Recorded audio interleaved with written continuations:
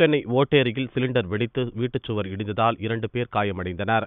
சென்னை ஓட்டேரி நம்மாழ்வார்பேட்டை நல்லையா தெருவில் உள்ள ஜெயந்தி என்பவரின் வீட்டில் 2வது மாடியில் வட மாநில வாலிபர்கள் வசித்து வந்தனர். இவர்கள் வியாழக்கிழமை அன்று வீட்டை பூட்டிவிட்டு வேலைக்கு சென்று விட்டனர்.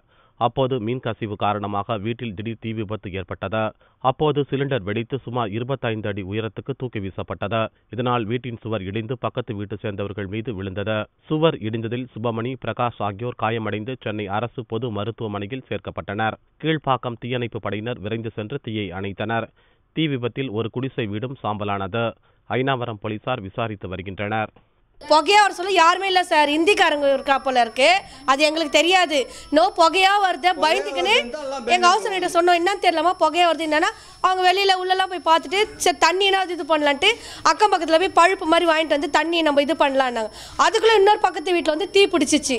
அது எப்படி வெடிச்சதுன்னு தெரியல. சிலிண்டர் வெடிச்சு இந்த பக்கம் எங்க வீட்டுக்கா விழுந்து செவருல இதுவாயிடுச்சு.